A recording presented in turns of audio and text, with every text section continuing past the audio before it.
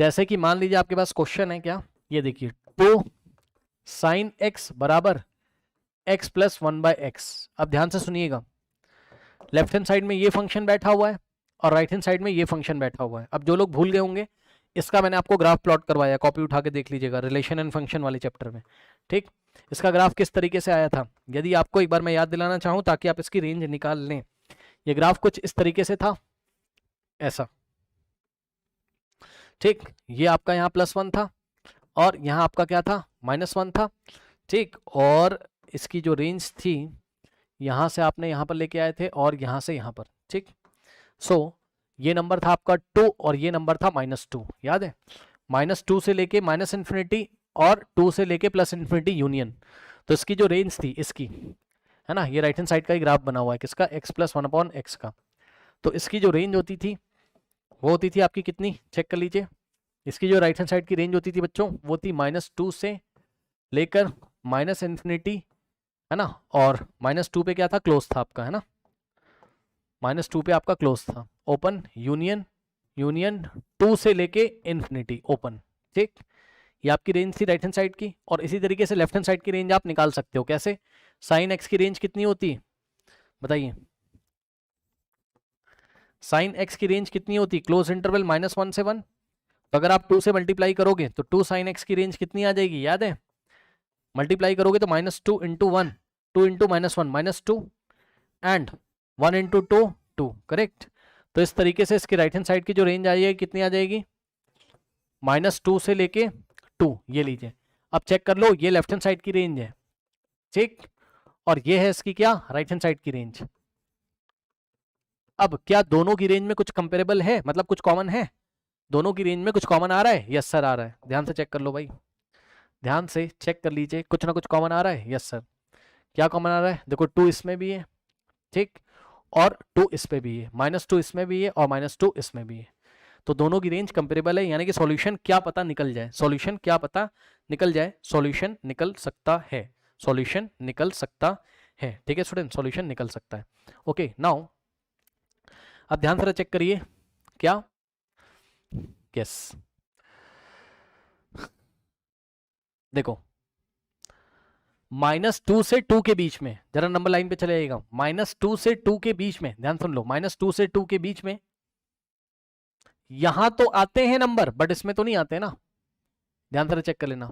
-2 से 2 के बीच में इसमें तो नहीं आते, इसमें तो -2 से लेके -∞ और 2 से लेके इन्फिनिटी आते हैं, ठीक है ना। ओके, तो ध्यान से सुनो, हम यहीं से चलते हैं, सुनो हमने क्या किया, हमने इसका लेफ्ट हैंड साइड लिया, ठीक, और लेफ्ट हैंड साइड क्या है इसका बताओ, 2 sin x। अब बताओ 2 sin x की वैल्यू क्या हो सकती है, सुन लेना ध्यान से जरा, 2 sin x की वैल्यू क्या हो सकती है, थोड़ा आपको दिमाग लगाना पड़ेगा भाई, या तो +2 होगी या तो -2 होगी। कहने लगा क्यों सर, इसके बीच में क्यों नहीं हो सकती, भाई इसके बीच में इसलिए नहीं हो सकती, इसके बीच में लोगे तो इसमें तो नहीं आएगा ना, हमें तो कॉमन सॉल्यूशन लेना है ना दोनों का, समझो जरा बात को, दोनों की रेंज का हमें कॉमन लेना है, ऐसे सोचो, ठीक।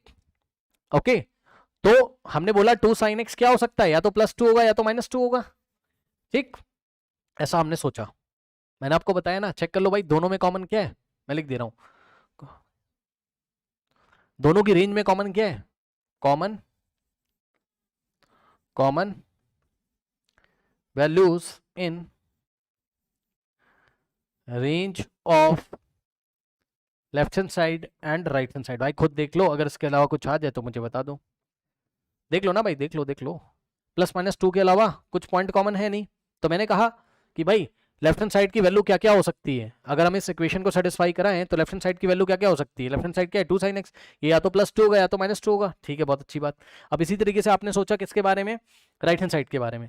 तो भाई अगर लेफ्ट हैंड साइड जो होगा वही राइट हैंड साइड भी होगा, लेफ्ट हैंड साइड जो होगा वही राइट हैंड साइड भी होगा। तो ध्यान सुनो, तो आपने कहा कि राइट हैंड साइड, क्योंकि कॉमन वैल्यू तो यही है ना आपकी +-2, तो राइट हैंड साइड की भी वैल्यू क्या क्या हो सकती है,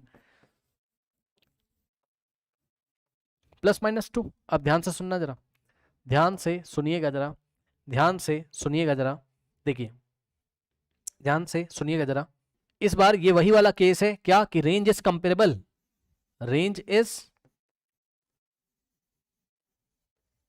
कंपेरेबल, रेंज आपका क्या है, कंपेरेबल है, but solution is not possible. But solution is not possible. Range comparable होगी but solution is not possible वाला केस है ये। कैसे दिखाता हूं आपको, देखिए ध्यान से एक बात बताओ, साइन एक्स को अगर प्लस माइनस 2 होना है तो साइन एक्स को क्या होना पड़ेगा, साइन एक्स को क्या होना पड़ेगा, सोचो 2 जाके उधर डिवाइड लगाएगा तो प्लस माइनस 1 होना पड़ेगा भाई। साइन या तो प्लस 1 हो सकता है तो -1। अब साइन प्लस -1 कहां कहां होता है सोचो, ये देखिए यहां साइन होता है क्या, +1 होता है, और यहां साइन क्या होता है आपका -1 होता है, याद है। अब चाहे साइन +1 हो चाहे -1 हो, एक्स को क्या होना पड़ेगा, अगर साइन +1 हो गया तो एक्स को क्या होना पड़ेगा, तो एक्स को ऑड मल्टीपल कौन सा वाला 4n + 1 π/2 ऑड मल्टीपल ऑफ π/2 होना पड़ेगा, और साइन एक्स अगर -1 हो गया तो एक्स को क्या होना पड़ेगा, तो एक्स को 4n + 3 π/2 वाला ऑड मल्टीपल होना पड़ेगा। तो एक्स को क्या होना पड़ेगा, 4n + 3 π/2 का ऑड मल्टीपल होना पड़ेगा। ठीक, यानी कि बच्चों ध्यान से सुनना मेरी बात, यहां से इस इक्वेशन को सेटिस्फाई करने के लिए एक्स की क्या क्या वैल्यू हो सकती है, तो एक्स हो सकता है, सिंपल शब्दों में सुनिए, ऑड मल्टीपल ऑफ π/2। अब इसी को मैंने जनरलाइज करके लिख दिया कि एक्स क्या होना चाहिए, 2n + 1 π/2। ये जो 2n + 1 लिखा है ना, ये इसको भी कवर कर लेगा और इसको भी कवर कर लेगा, आप उसकी टेंशन मत लो। 2n + 1 π/2 में आपके ऊपर वाले मतलब एक्स की वो वैल्यूज भी आ जाएंगी जिसपे साइन पॉजिटिव है, एक्स की वो वैल्यूज भी आ जाएंगी जिसपे साइन नेगेटिव है। ठीक, अब ध्यान से सुनिए, नीचे वाली इक्वेशन को गौर से देखिएगा, x + 1/x क्या आ रहा है, +-1/2 +-2 आ रहा है, तो ऐसा तभी हो सकता है, ध्यान सुनो, या तो x क्या हो जाए -1, भाई जब x -1 होगा तो -1, और ये भी पूरा बनेगा, चेक कर लो ना, x -1 अगर होगा तो -1 और 1/-1 -2 हो जाएगा। ओके, और x अगर 1 हो जाए तो 1 और 1/1 1 + 1 कितना हो जाएगा, 2 हो जाएगा। ठीक, तो भाई या तो ये होगा x या तो ये होगा, या तो ये होगा या तो ये होगा, तब नीचे वाली सेटिस्फाई होगी। अब सुन लो ध्यान से, ऊपर जो सवाल दिया था उसके लेफ्ट हैंड साइड में जो x बैठा है वही तो राइट हैंड साइड में बैठा है भाई, वेरिएबल तो सेम है ना, वेरिएबल तो सेम है, ध्यान सुन लो, उस वेरिएबल का एक बार आंसर आ रहा है क्या, इरेशनल नंबर। ऊपर देखो, अगर ऑड मल्टीपल ऑफ π/2 करोगे तो ये इरेशनल नंबर है भैया, पाई क्या है, इरेशनल नंबर, तो पाई में अगर आप 2n + 1 का मल्टीप्लाई करके 2 से डिवाइड करोगे तो इरेशनल आ जाएगा, ये हो गया इरेशनल। और नीचे क्या कह रहा है, नीचे कह रहा है कि एक्स रैशनल होना चाहिए, सेकंड ये राइट, मतलब समझ रहे हो ना, लेफ्ट हैंड साइड के लिए एक्स क्या होना चाहिए, इरेशनल, और राइट हैंड साइड के लिए एक्स क्या होना चाहिए, रैशनल, क्योंकि -1 + 1 तो क्या है, रैशनल है, तो यहां पर एक्स क्या होना चाहिए, रैशनल। तो एक ही साथ एक्स रैशनल और इरेशनल नहीं हो सकता है भाई, इसलिए यहां पर क्या है, range is comparable but the solution is not possible, but the solution is not possible. Range तो कंपेरेबल है लेकिन यहां पर सॉल्यूशन आपका पॉसिबल नहीं है, सॉल्यूशन आपका पॉसिबल नहीं है, सॉल्यूशन आपका पॉसिबल नहीं है। ओके, फिर से एक बार मैं रिपीट कर देता हूं उसको कि चल क्या रहा है, ठीक है ना। देखिए क्या चल रहा है यहां पर, ध्यान से सुनिए, देखिए क्या हुआ, ये इक्वेशन एक उसने दी थी, मैंने लेफ्ट हैंड साइड की रेंज निकाली, राइट हैंड साइड की रेंज निकाली, ग्राफ से मुझे पता थी, ठीक, पीछे लिखवाया हुआ है। अब सुनो ध्यान से, left hand side sine x का रेंज आपको पता है, 2 से मल्टीप्लाई करके लेफ्ट हैंड साइड की रेंज ये आ गई क्या, +-2, राइट हैंड साइड की आई। अब इन दोनों में कॉमन क्या है, तो कॉमन क्या है, +-2, तो लेफ्ट हैंड साइड की वैल्यू +-2 हो सकती है, तो मैंने कहा कि ऐसा तभी होगा, 2 को उधर ले जाओ, ऐसा तभी होगा जब साइन +-1 हो जाए। साइन +-1 कब होता है, ऑड मल्टीपल ऑफ π/2 पे, तो एक्स को क्या होना पड़ेगा, ऑड मल्टीपल ऑफ π/2, करेक्ट। लेकिन अगर x ऑड मल्टीपल ऑफ π/2 है तो x क्या हो जाएगा, इरेशनल। अब राइट हैंड साइड को पकड़ो भाई, जो लेफ्ट हैंड साइड की वैल्यू है, मतलब वैल्यू का मतलब है उसकी रेंज में जो पॉइंट्स कॉमन है वो लेफ्ट हैंड साइड आ रहे हैं तो राइट हैंड साइड में भी आ रहे होंगे, तो इसकी वैल्यू भी क्या हो सकती है, +-2, सही है ना, यही तो कॉमन है। अब ये +-2 कब होगा, जब x -1 होगा तो ये -2 हो जाएगा, जब x +1 होगा तो ये +2 हो जाएगा।